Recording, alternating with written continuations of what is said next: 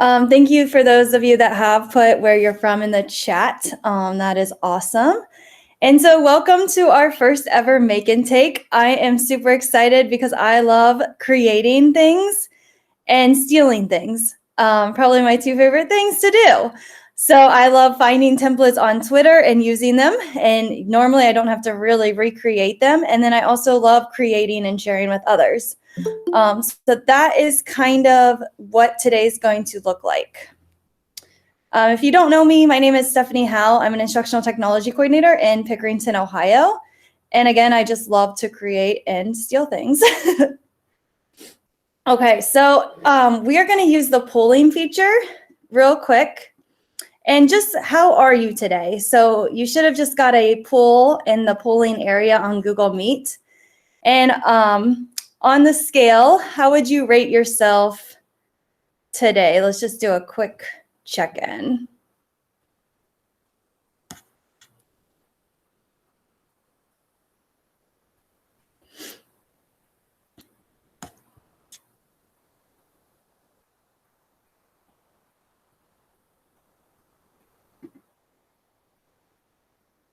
We got two people at a number 6.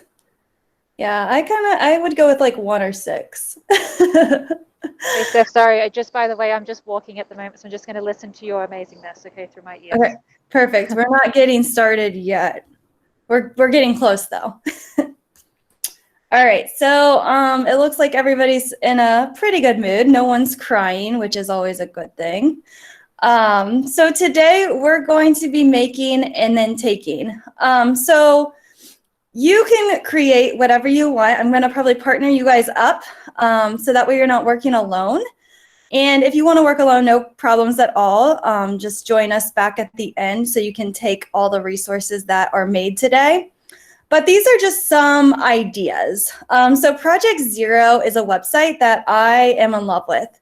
It's created by Harvard University, and they have all of these different ideas for really good instructional practices. And the ideas, though, are a PDF. So if you go to like See, Think, Wonder, it's going to open up this page. And then if you click the See, Think, Wonder, it takes you to this PDF. PDFs are a little bit difficult for teachers to use. And so what I love about their resources, though, is it gives you a really clear understanding about what this strategy is and how to use it in the classroom. And so if you wanted to take this strategy, you could really easily make a really pretty graphic in Google Slides or Google Draw.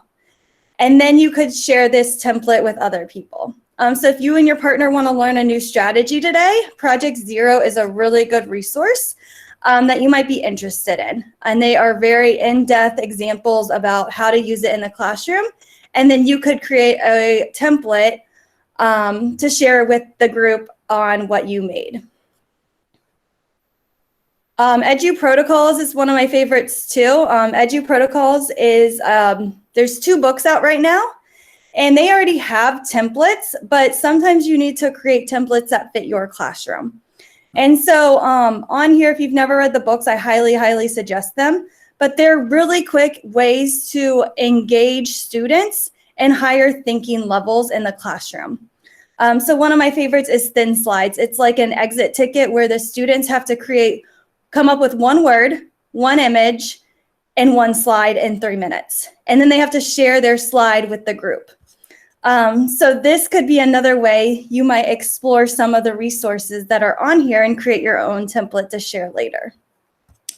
Some other ideas were like Jamboard. And then in the chat, go ahead and share some other things that you might be interested in creating for today. I know like on the Google form, I saw agendas. People are really interested in creating like blended learning agendas that students could easily understand directions for their classroom. I saw a lot of like HyperDocs, breakout rooms, Google Forms, those kind of things. So feel free if you want to add to the chat what you're kind of thinking about making for today. I mean, it is whatever you want, kind of. It's going to be a brainstorm where you're going to work with your partner to create. Yeah, and feel free to share resources too that could be helpful for people. So Rachel just put in the chat, Lauren, she is an amazing, I want to call her like a designer. She's like an educator designer. And she creates these beautiful checklists and designs for students and teachers. So here are some other examples that you could use. So yeah, feel free to throw links into the chat that we can kind of look at. And oh yeah, like a combo of Cyber Sandwich and Sketch and Tell, that would be awesome. So love these ideas. This and that are always fun. Would you rathers? Just to get the kids thinking, even those like on the scale things that we did at the beginning, you could create those. I mean, it could be social emotional. It doesn't have to be related to content. It can be social emotional, whatever you need to create today, and brainstorm with a partner. And so real quick, here are some design tips. Sadie Lewis is a Google innovator, and I went to her ISTE session and I was blown away by just some of the tips that she gave out. And so she talked about Canva, which a lot of people have used Canva, but some people really struggle with putting colors together. And so on this website, you can find different color combinations that work really well together, and you don't need to do the thinking for it. It did it for you. And so all you have to do is you go, oh, I really like these blues. And then you can just copy and paste these numbers, the hex code, into the custom color in Google Slides. And if you need help, your partner or myself can help you. But it's really easy. And then you just use these 4 colors throughout your design. And then you don't have colors that don't go well together. So that was one of her tips that she gave me. And I'm really in love with this. I've been using this like every day. Another one is Giphy.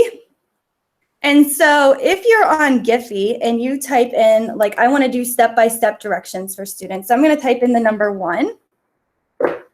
I don't want this background. So I've learned this tip. I think it was from Amanda. She's on Twitter. And if you go over here to stickers, they don't have backgrounds and they're transparent.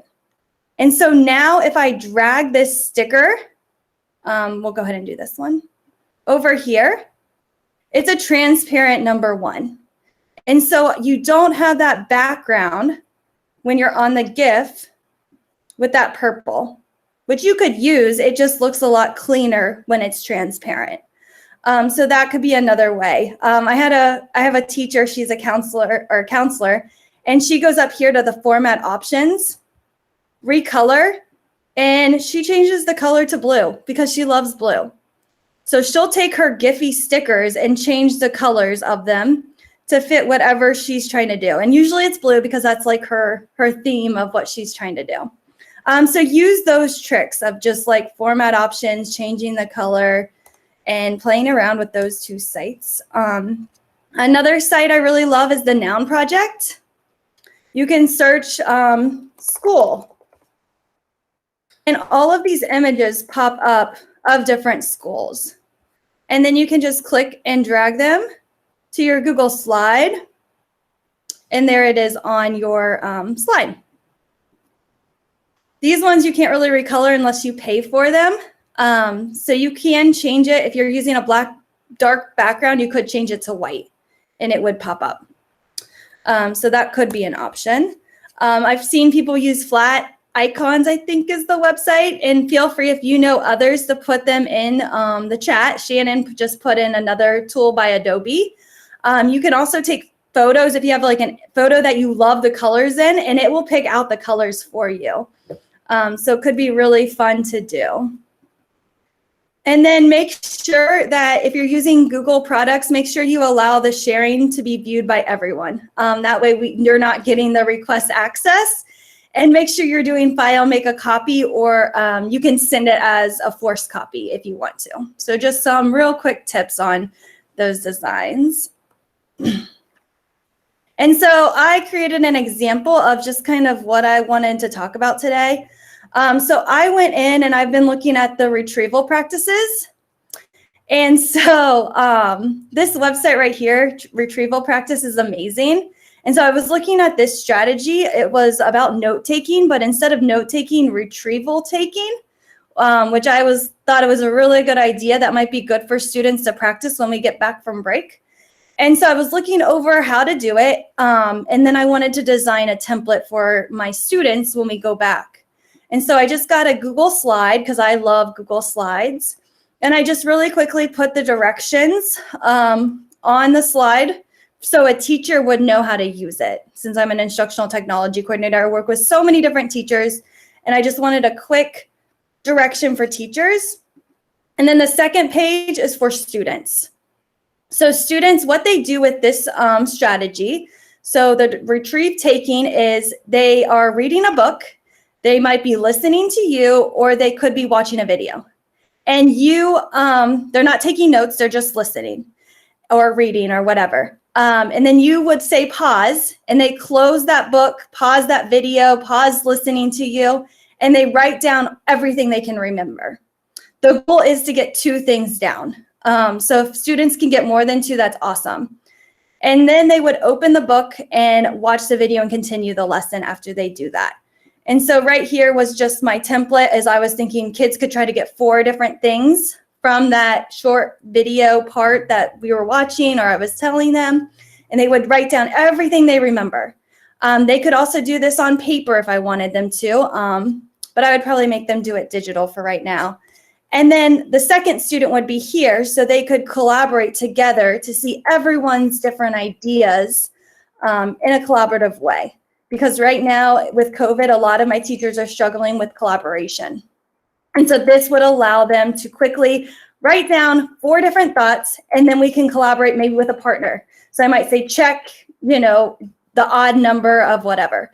And then they could check that slide and compare their notes with each other. So that was just an idea that I saw and I thought up. And then we're going to go ahead and get into groups. So start brainstorming. What do you want to create today? And you kind of have to agree with your partner. And so we're going to use breakout rooms for today. We're going to do random groups. But eventually, if we keep doing this, I would like to do it by what you're interested in creating. But since today's the first time, we're just going to go ahead and do random. Are there any questions before we break out? No? Okay.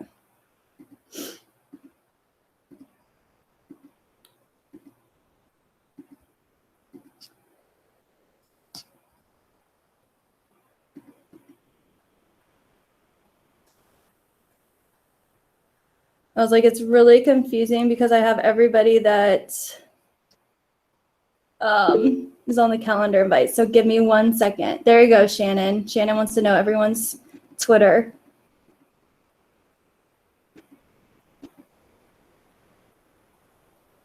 And I'm also going to keep a group with me just so we can get it on the recording. So somebody will always be in the main breakout room.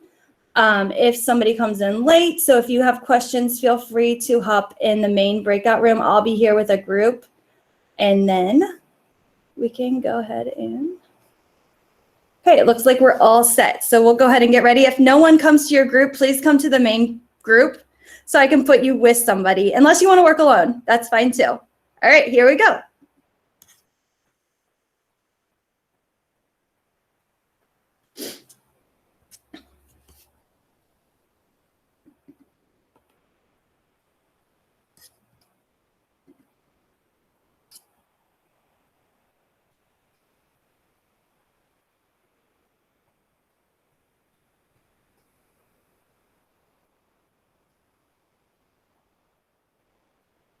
All right, I think you guys are with me. That works. Avid, you there?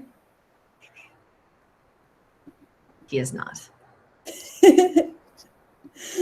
Nope. Nope. All right, so what do we want to create today? I am, but I'm not. Okay. Gotcha. So it looks like we're going to be the recording. Do you want to work on retrieval practices? I can. Cool. Let's look at. I'm going to the website. Yeah. I'm going to bring up a folder. I was like, I've never done the powerful flashcards. Yeah, I don't know that I have either. I mean, I I've done like, are those, It seemed interesting because it was like retrieve, reorder, repeat. So it Okay. kind of reminds me of like what probably Quizlet does. oh, gotcha. Which Google Drive folder, like which, oh, there it is. Shared drive. You can stay with us. Cool. I think she's doing something. Yeah, she's on vacation, on holiday. Nice. Yep. All right. So I also found, so you gave me that one. I also found this website. I don't know if it's any good, but I'll throw it in there. Okay.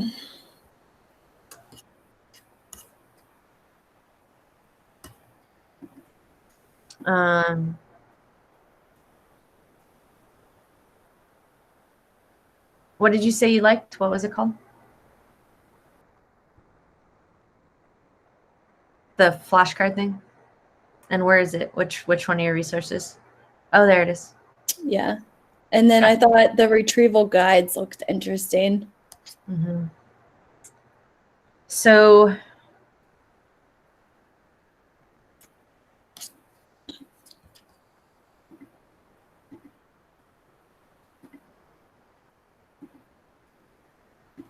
So they just make flashcards?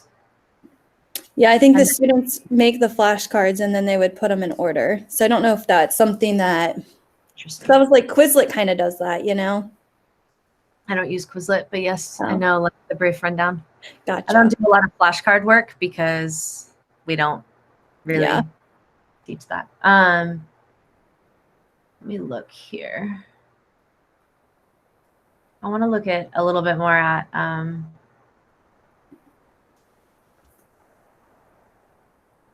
there's a lot on this Harvard website. Yeah.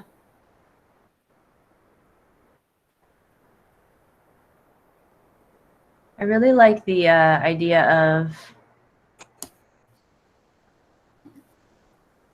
what makes you say that. I like that idea. I know we talked about retrieval, but now I'm moved on. Yeah. This website's interesting to navigate.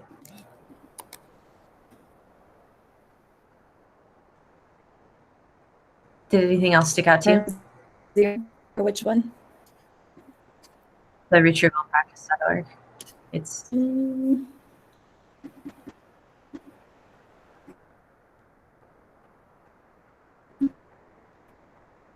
let's look at the retrieval guides. I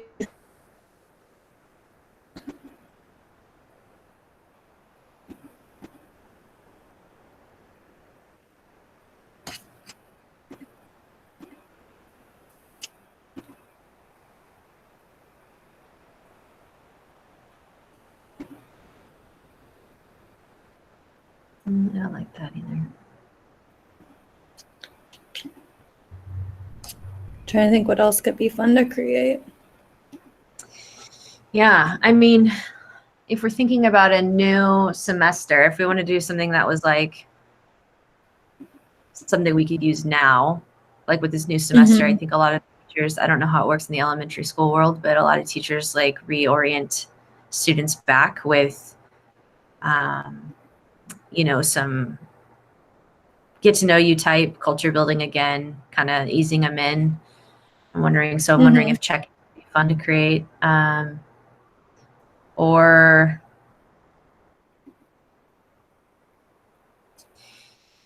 I think one piece that I've really been trying to really kind of focus in on is the idea of like reflection, building an opportunity for reflection.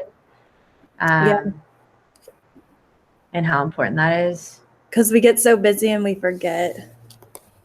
Well, and yeah, and I think if we had quality reflection opportunities that would then not only help students with that metacognitive piece, but also help like, you know, us plan our next lesson the next time we see kids, rather than just kind of like go off the pacing guide. Like we'll have a true understanding of where kids are out at.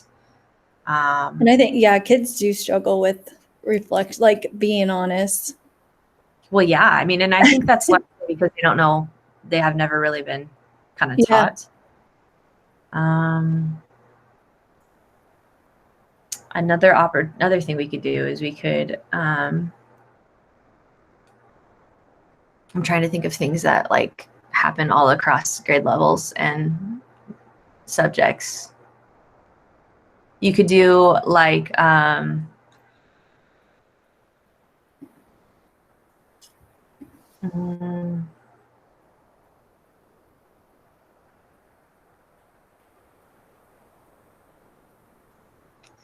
mean, we could focus on like alternative assessments, really focusing on like expression of ideas, but using like, I think making a Jamboard template, a couple Jamboard templates to show mastery of understanding. But then again, it would have to be pointed. We could do something for like 4 corners. This creative hunt on Project Zero is kind of interesting. It says like, what's the main purpose here?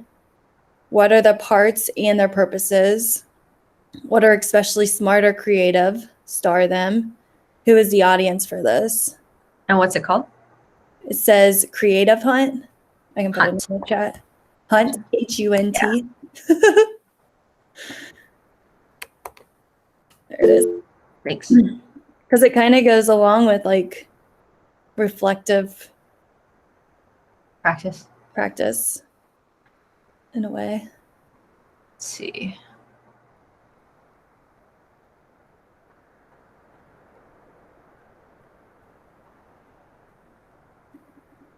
It's about understanding, yeah, I mean, I love it because I like how it asks like, who is the audience?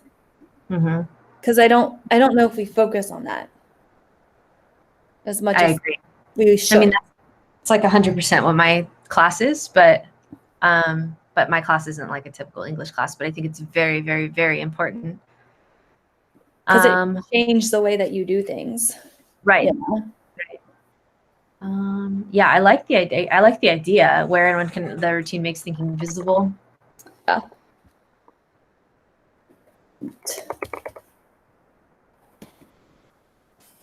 Want to start with this one? Yeah, sure. Okay, I'll I share think- a Google slide with you. Perfect. And then I'll share, do you want it with your Google account? smoreedtech@gmail.com. Yeah, I think that's where I sent it. Yep. All right. And then I'll share my screen so Awesome. people can watch what I'm doing since we're Perfect. recording. Love it. Okay. All right. I think so. Step number 1 is to go on Textgraph and, put like a fun title graphic. Yeah. Because I usually do color last. Never heard of that one. Oh, you do color last. You color it in last. Like I design last. That's so funny. Do you do it opposite? Yeah, I do it like That's so as funny. I go. Okay. But it's all good. And then I think, the best thing is I think maybe for this one, we can start with more kind of like they suggest, more like concrete ideas, perhaps like the basics, like a paintbrush or article of clothing or something. And then if we moved to kind of more abstract ideas, right? Like, yeah. And I like the idea of a jam board. So maybe we make this and add it as the background. I love that. And then we could even, I don't know about like, this is reminding me a lot of like visual rhetoric. And so in analyzing that, and so like, I don't know how that works in elementary as far as do you guys do? Is there a standard to analyze like Oh yeah. image? Okay. Oh yeah. Analyzing's all over it. Okay. Um,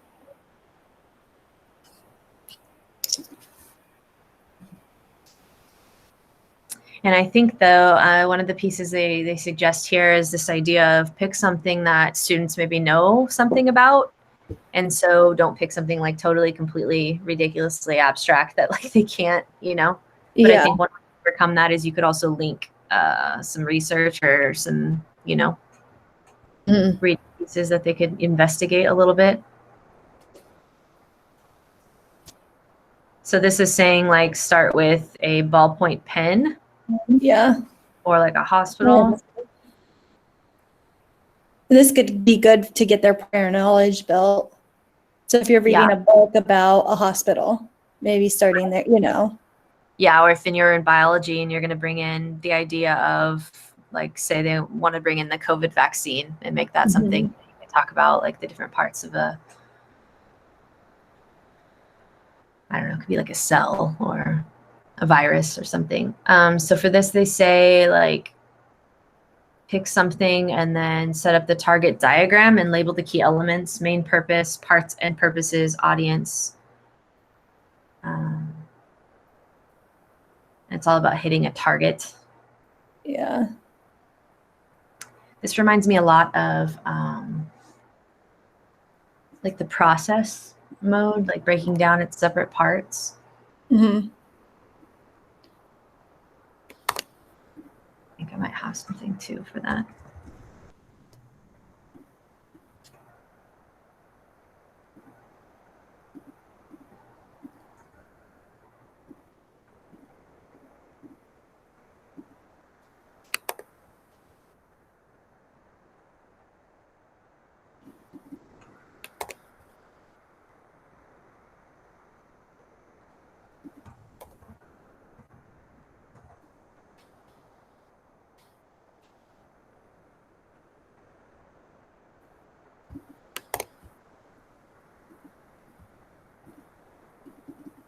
Okay.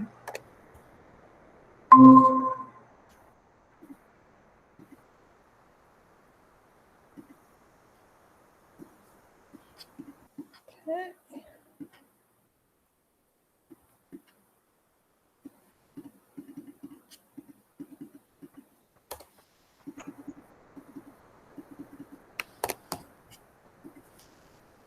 Hi.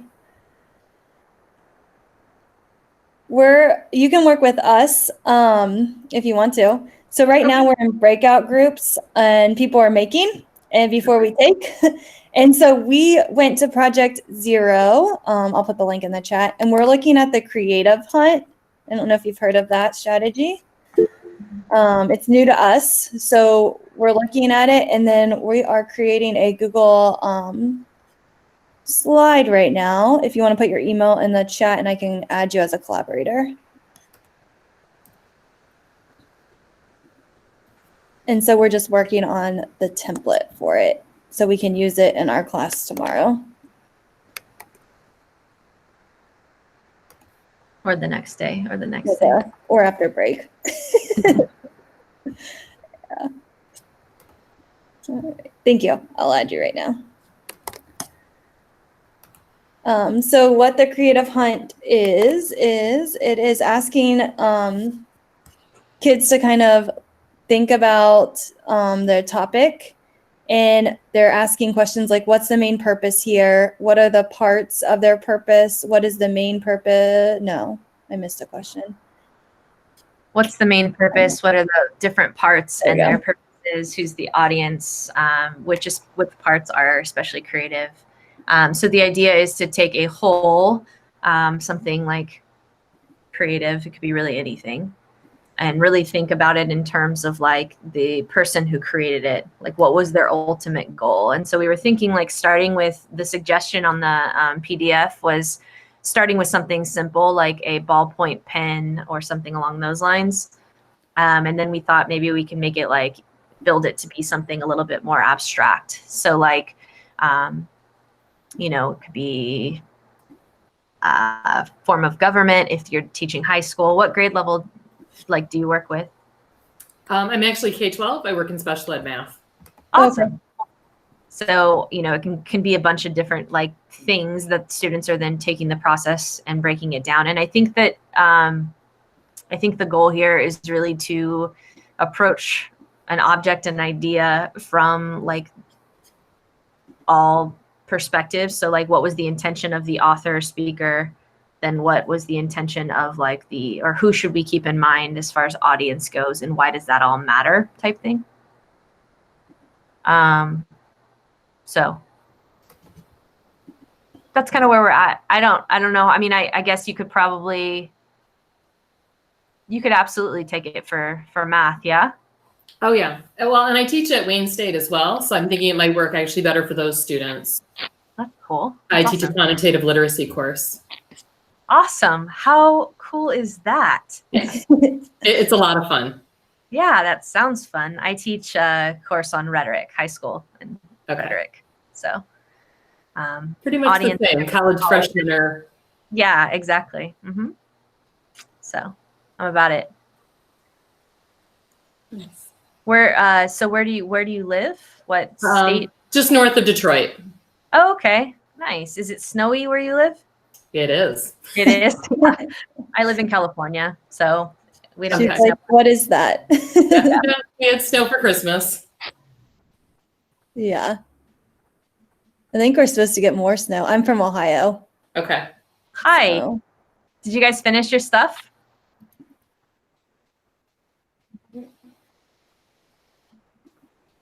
We did. Awesome. We're getting there. Is there a next step that they could be adding to, Steph? They can create another thing where they can watch us. I'll probably be pulling people though soonish. Yeah, even if it's not done, you can still have the Yeah. conversation. Yeah. Can I make a sample slide down below it? Yep. Okay. Does that look okay? Mm-hmm. All right, I'm gonna go ahead and change colors. Cool.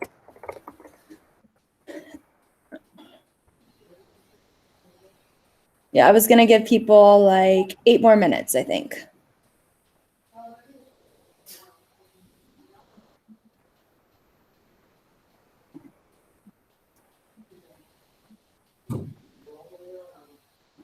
Canva has been my new best friend.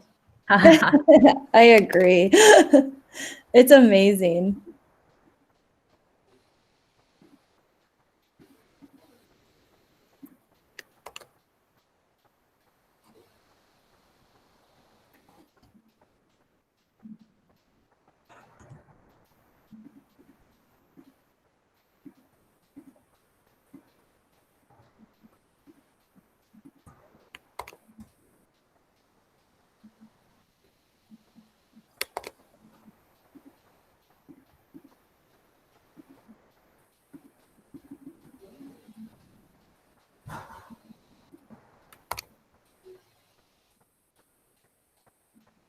So you're just copying and pasting the codes? Is that what you're? Yeah. Okay. So I'm just going up here, custom color, and then I paste the code in the hex color, and then it gives Okay. me that exact color. Exact match. Okay. Yep. And so it saves a lot of time Yes. because I'm like the worst at like, I don't know what colors should go together. I'm awful at that too. Absolutely. And then I look like I'm good at it when I'm really not. What area of education are you guys like in or focused on? Well, I was telling my partner I am a PE teacher by trade.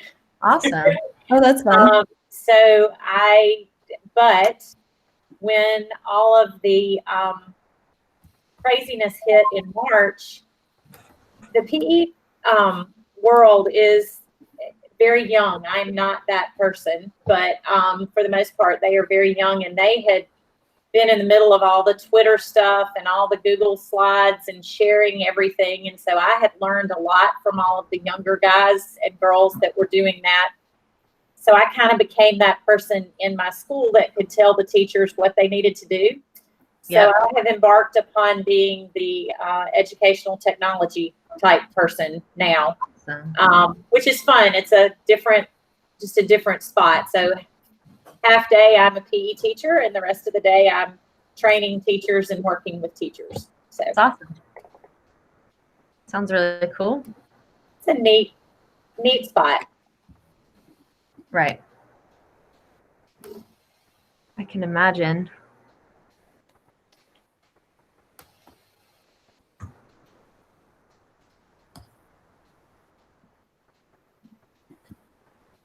I teach high school English and speech. And then I'm a part-time site tech coach.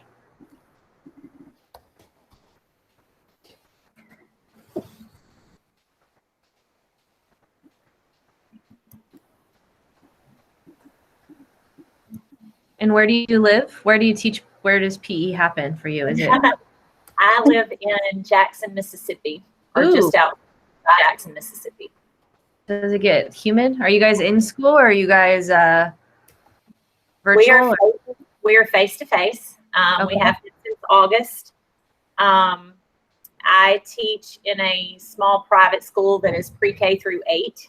Oh, And so we don't have the high school piece, which sometimes I think makes it a little more difficult to be able to stay in school.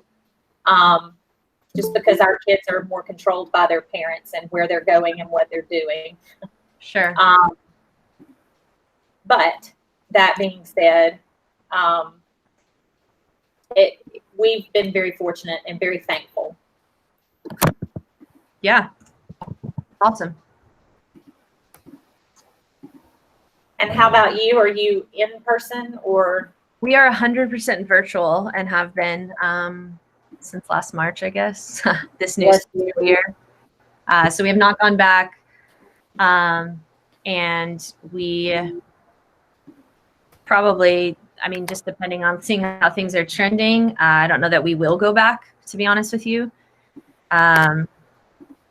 Just because things in our county are like really, really, really, really bad. Yeah. But it's okay. We're figuring it out. It's been a wild ride, you know. Definitely. There's a lot of schools in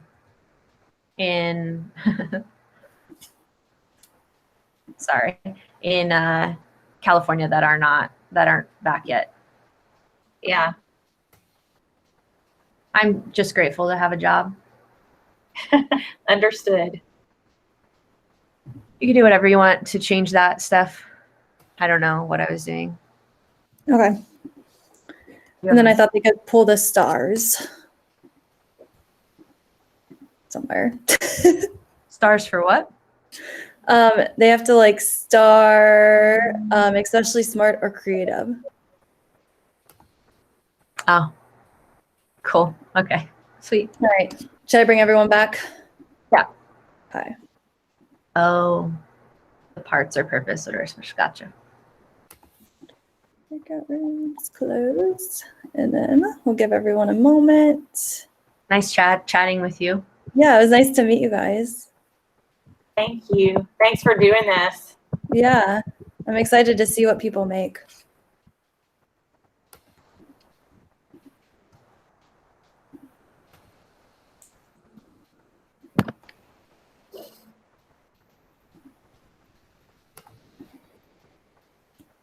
We're just waiting for everyone to come back.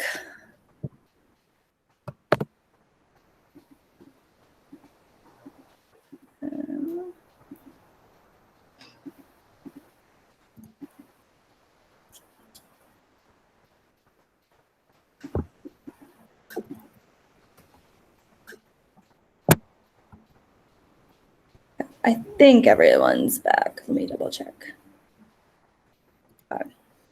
All right.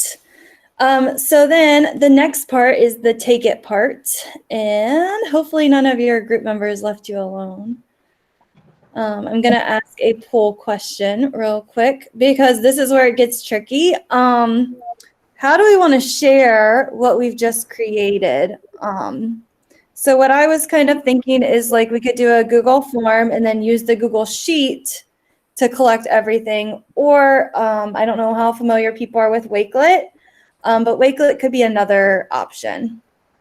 So with the Google form, I was thinking just put your name, what it is, and then link to the resource. On the Wakelet, I was thinking we could create like different categories for what we created and then adding those in there. So like I did that retrieval practice one, and then it's added right onto the Wakelet. We could also create Google Drive folders. I have like a shared Google Drive folder for this, so I could add everybody to it and then create folders within. So feel free to vote on the best way to share all of these resources, because I know that can be the most trickiest part of collaborating. And right now, Wakelet and Google Drive are tied. So hopefully we don't have a tie. I mean, we can do it all.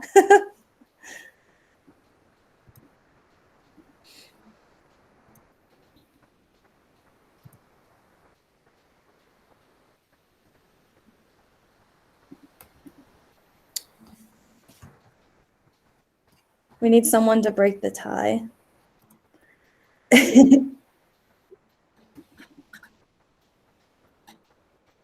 It's still I'll change my answer to Wakelet. I'll change my answer to Wakelet. Were you the Google form? I was. I've seen your Google Sheets, and they're very, very detailed and specific. So. Yeah. So right now we're tied. Does anyone have a more or want to argue why they want a certain way? I don't want to have to pick what the tie.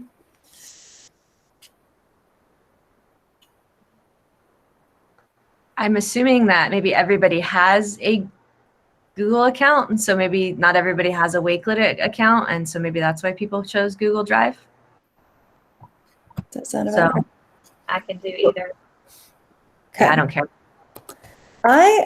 We can do Google Drive. So what we're going to do next, as I'm creating the Google Drive, if somebody from your group wants to share what you created during this time, so we have an understanding about like what it is and how to use it. It just has to be like a quick 30 to 1 minute. It doesn't need to be long. And then if you want to just share your screen and show us the beautiful creation. And if you're not done, totally fine. Feel free to share it out later, like share, but feel free to give it out later. Anyone want to go first? Start? Do you want me to start? Yeah. Cool. All right. So we used the Harvard kind of their Project Zero, and we picked out this creative hunt, and essentially it's a routine looking at specific items. You look at their parts, their purposes, and the audience. And so it's really putting yourself in like the author, the speaker's shoes to like think about, okay, what was the purpose, or who is the audience? Because we kind of talked about how like we feel like a lot of people don't do that. And so this just kind of went through like all the different steps, and here's ultimately what we created. So there are 4 main questions, or 3 main questions, and then like a task. What's the main purpose? What are the parts and their purposes? Who are the audience? And then if you like any of the identifiable purposes that were established, you would take a star and feel like, yeah, that's super creative. I like that. And so here's an example of what that could look like. We just used a paintbrush because it was easy. You would have the students label the parts, what their purposes were, ultimately identify the main purpose, and then who the audience is. And we kind of talked about how this could move from being a like simple thing like a ballpoint pen or a paintbrush to really start talking about that idea of author purpose, or even purpose of like a concept. And then depending on your grade level or department or whatever subject you're teaching or who you're working with, you could like go into more abstract ideas. Like if a government policy, we talked about maybe using this to analyze visual rhetoric. So political cartoons or images. And it could really, truly, if you're trying to set the context for, a idea or kind of a concept that's going to be discussed in something being read or, worked with in like say math or whatever, you can choose an item from that to try to like establish the initial, here's why it matters. Anybody else want to go next? Even if it was just a thought process?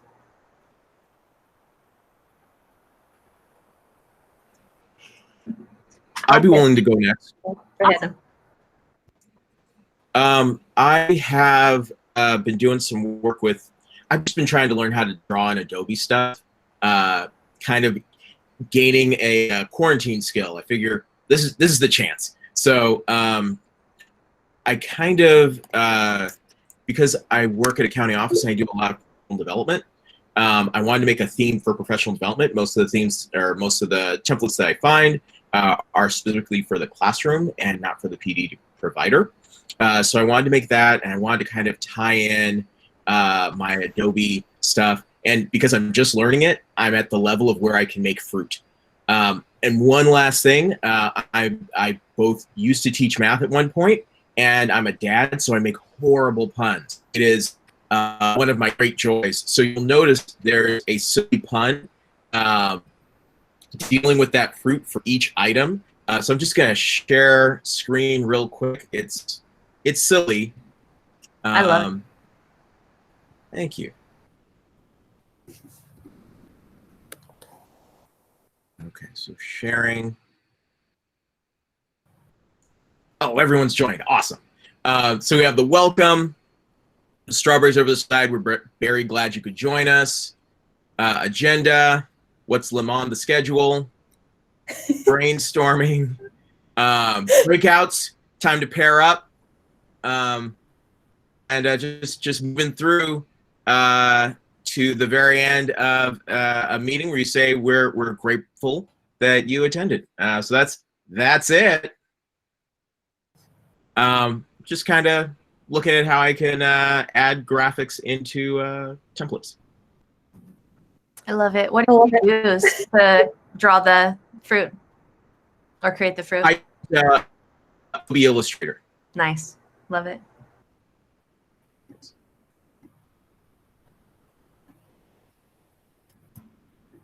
All right, I'll go. I created, share, hang on. We created,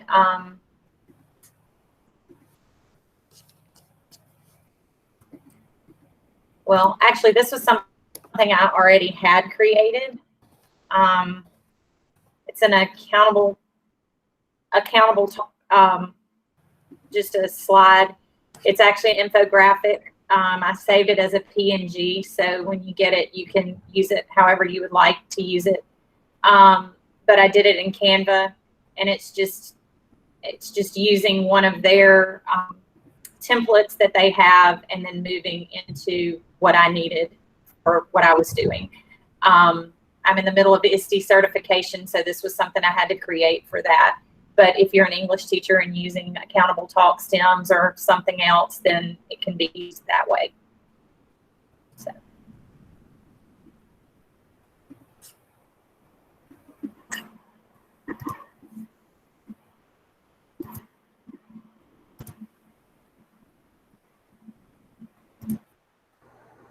I like this a lot. I like the color scheme. It's really bright and vibrant. And I like that it's like bookmark size too. Yeah.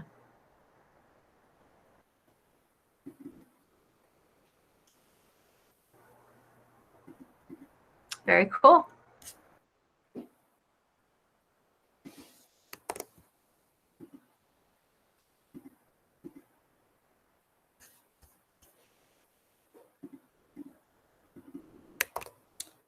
Any other groups want to share? And I created the folder, so if you want to add your stuff to the folder, feel free. Sorry, Rachel. I think it was Rachel that was talking. No, it wasn't. Sorry. Hi, Steph. I haven't finished. I'm coloring it right now, so that's why I haven't shared. We took a long time discussing what to do. That's how we were at the first. Yeah, it took a while to brainstorm. as you color, do you want to just kind of maybe talk about the premise of it, Pili? Sure. We couldn't, we were not on the same, I guess, terms or knowledge that my team and I, Nadine. So she helped me out because I wanted to do something that I could use in class. And she pointed me into the right direction to build up a metacognition template, kind of.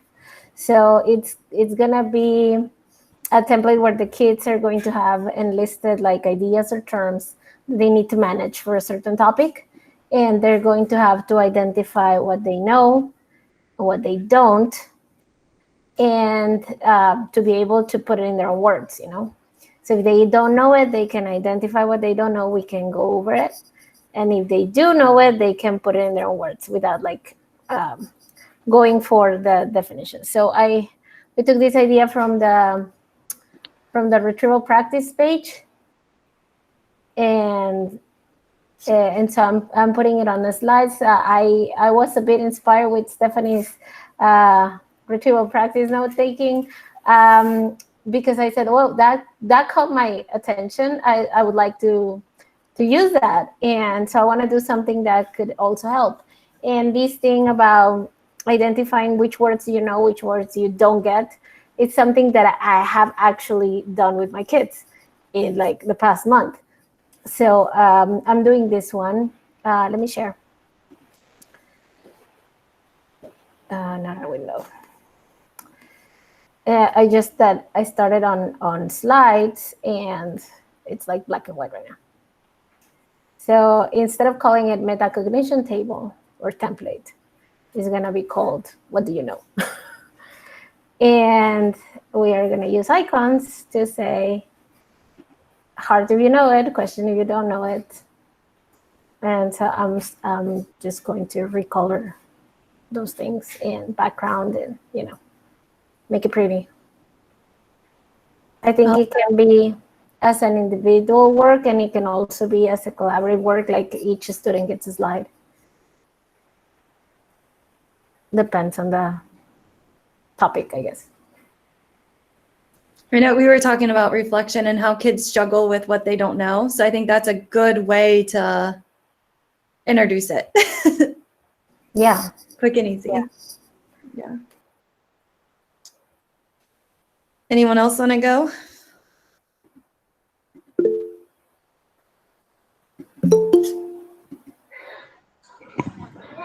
I can just discuss what we discussed about, sorry. So I'm just talking over someone else. I was in the room with Liz and Patricia, and I think we didn't get to make anything because we were trying to figure out what it was that we could still make, because both Patricia and I have been teaching online. Patricia's been teaching online for the whole year because of the COVID situation. I've been teaching online since March to the end of the school year, and then from October. And we've been doing hybrid, actually, the second part, which is harder in my opinion. But what we were discussing was the fact that our students are just no longer motivated. I have students from 14 to 18 years old because I'm at a high school, and I just can't work out what to do next to get them motivated. It doesn't matter how colourful the slides are or how different they are. They don't want to know anything anymore. They've just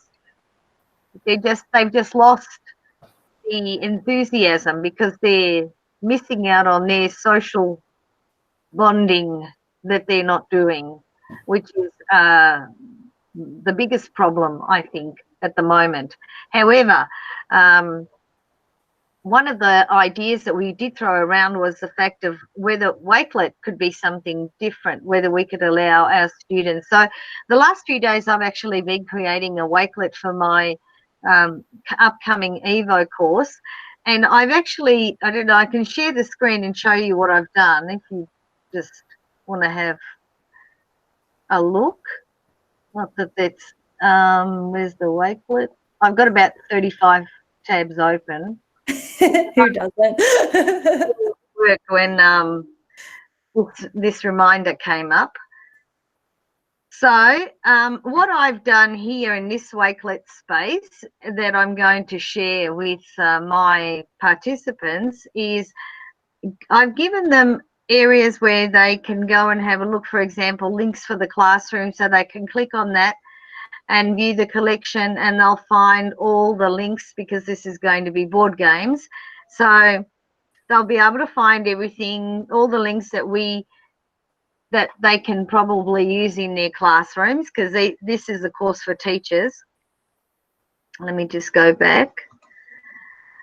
And I've created a Flipgrid activity for them, where a collection of the YouTube videos that they'll be making out of the Flipgrid, where I'll be adding that in, and where I've added the templates for them to use, and participant activities. What I'd like them to do is I've done their samples so that they could see it, and it's not showing up. Should have been here. There should have been a PDF here, but it's not there. But not all. Oh yeah, there it is. There. That's the PDF. So basically, they can add their PDF. That'll be the PDF that they'll be doing in the course. Sorry, this is the PDF that they'll be doing in the course, something similar, and they'll be able to add this into the Wakelet. And I'll be giving them all the links and to be able to go in. And this is what I was thinking of doing, something similar for my students. But I don't know whether the more digital information I give them, if they're not just going to refute and just say, no, we want to come back to normal school.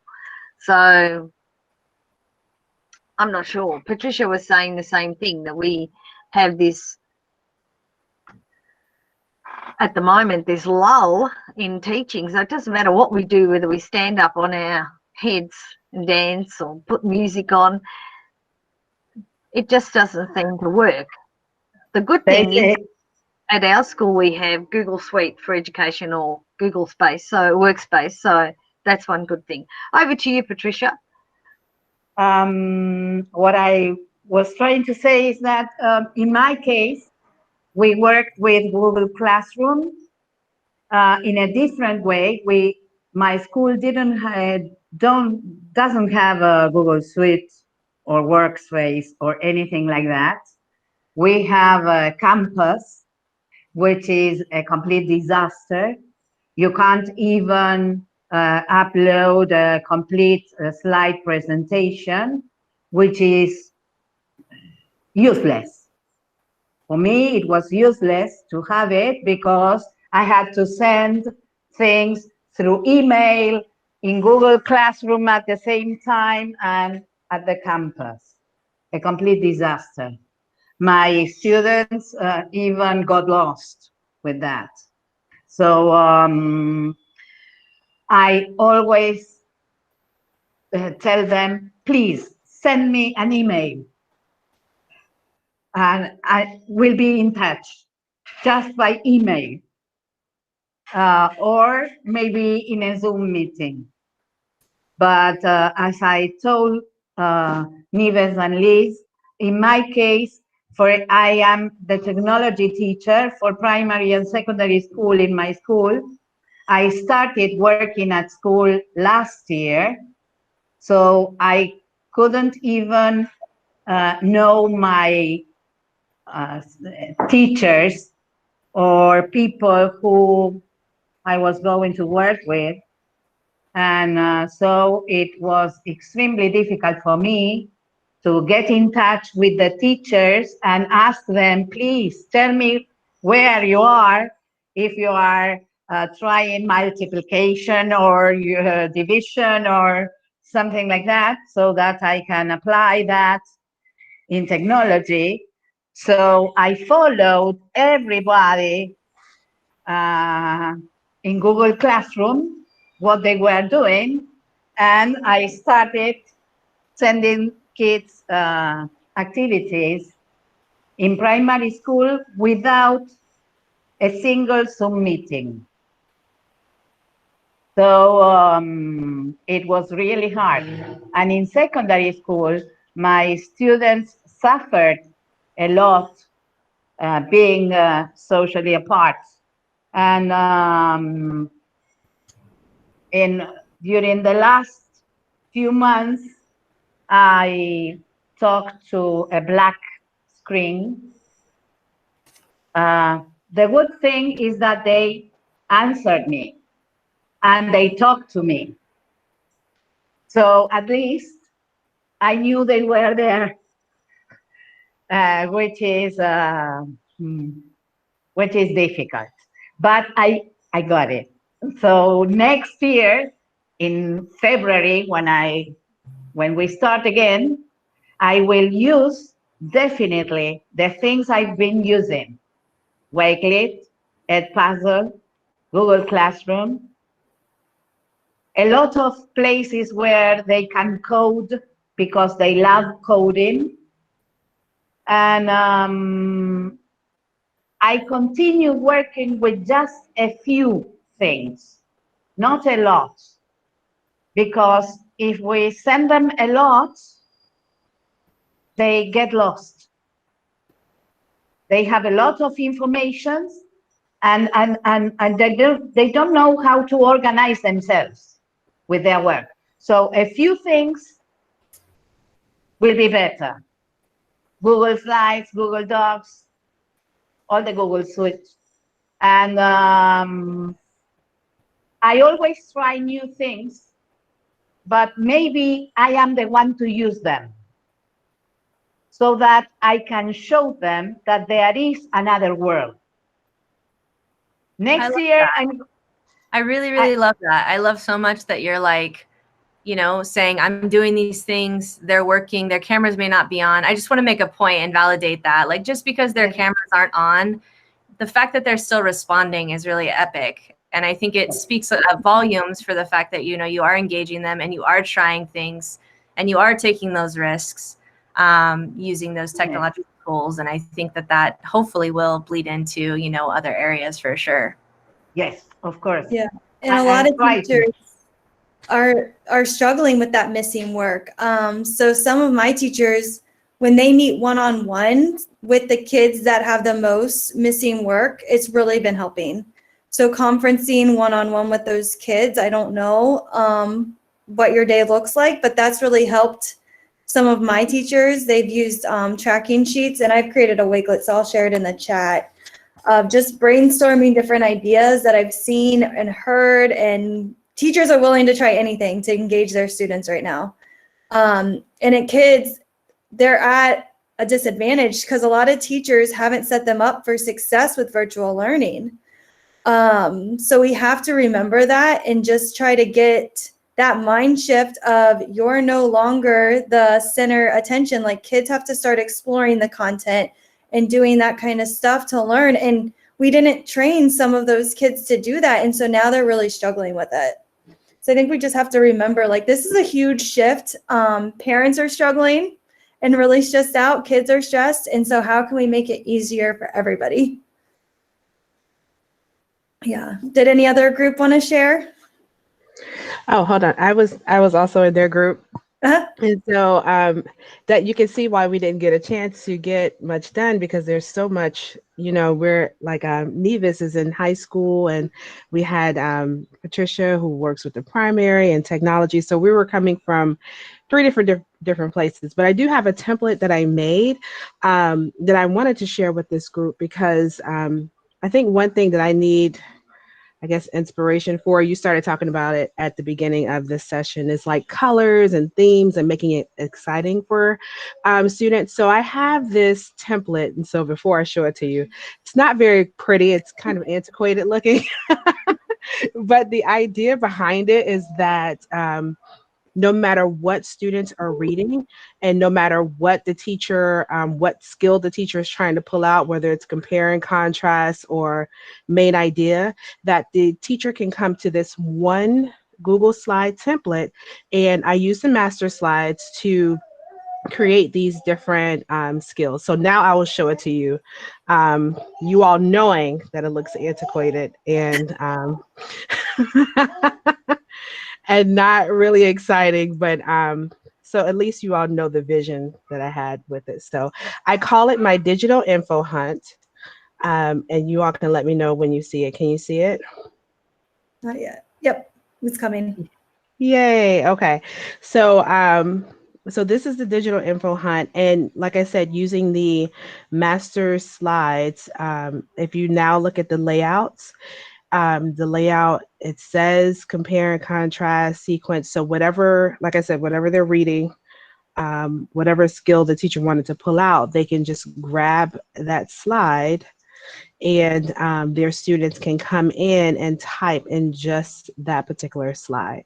So I don't know if anyone would be interested in seeing something like this, but that's why I was excited about today, because I was hoping to kind of get those skills for making something like this, I don't know, I guess better or more visually appealing. It's nothing we have to brainstorm now, but if someone is interested in something like this, it's made. It's just not, you know, I don't know if it's in this century.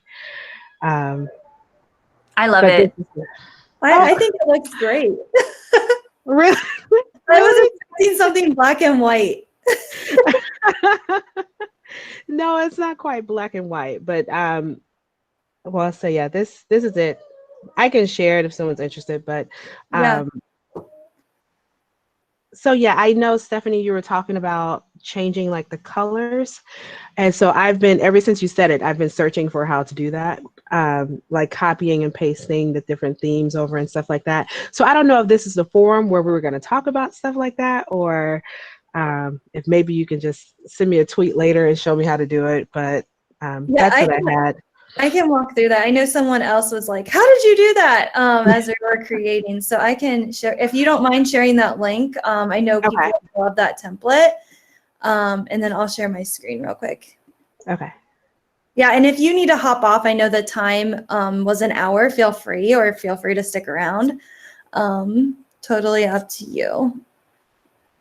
I'm just going to go to a blank Google slide.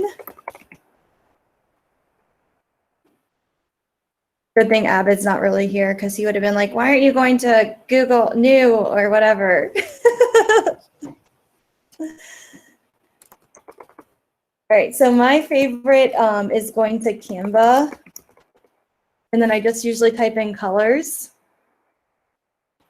And then I normally pick this one right here, the color Padlet ideas. And then they have tons of different colors that you can pick from. Now I'm going to put that in the chat real quick.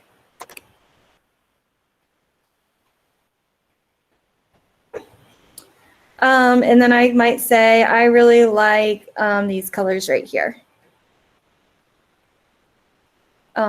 So you can copy, or you can go down here to the hex color. It doesn't matter.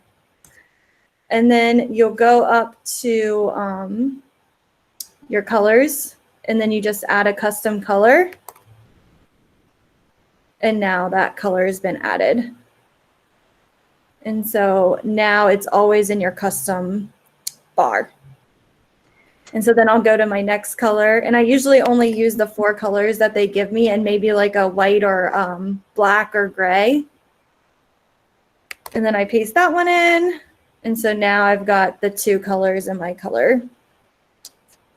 And if you want to like, you know, keep going back and forth, you can do a like focused screenshot on that color palette and just add it to your slide so that you can have it all there. And then I would probably use the color picker eyedropper to like transfer it in or over. Yeah, I use the color picker a lot too. I don't know if you guys have heard of that extension. Let me try to find it. Shannon, do you have that link? And so like what Shannon was saying is, hold on, let me let somebody in. Okay. So like Shannon would take a screenshot of this.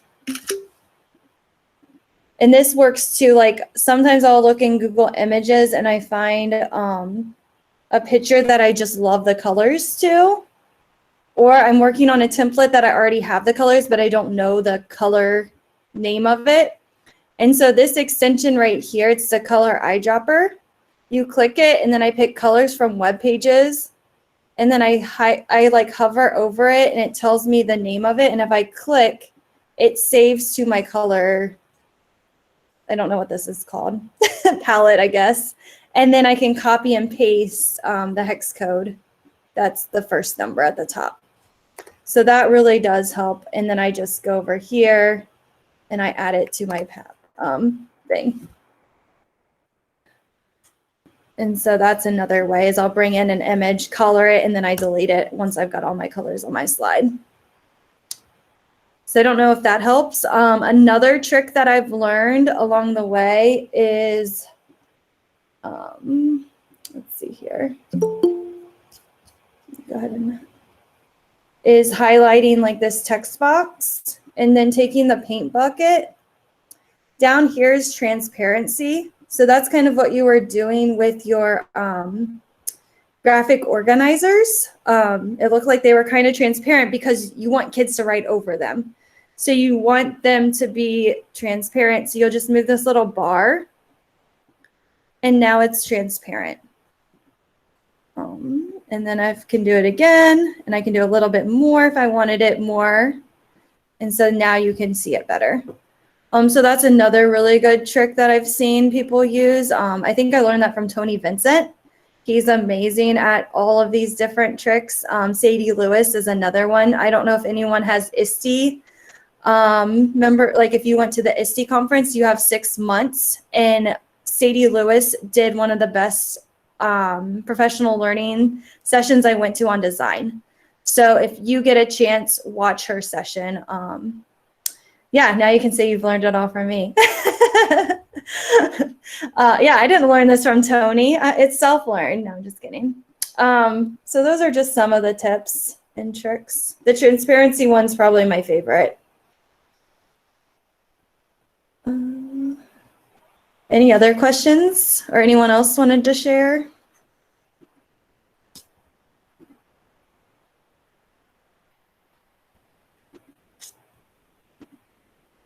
Okay. Real quick on the last slide, well, the second to last, I added the Google folder, and please add your resources to this, like take one, we'll call it. And then if we do another one, we can call it take two. But please add, if you have any links, I know some people like share to Canva or something like that, that you can't really copy in, feel free to add it to the link area. But every single resources that people are willing to share is in this folder. So feel free to use it if you need to, and I will share it again in the chat. And then on the last slide, if you could please do this feedback survey. This is more for me. I had a fun time, but I don't know if I'm the only one. So if you could just fill out this feedback survey, maybe you liked the way that today ran. Maybe you would rather it be a little bit different.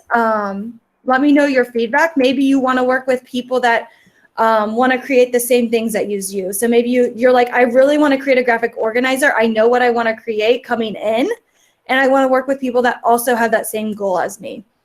So if that's the case, let me know that feedback. If it's not, and you like the random mismatch of people, let me know that too. So it should be a simple Google form. But the more feedback, the better. So if you could just do that real quick. And then if there's nothing else, have a great day.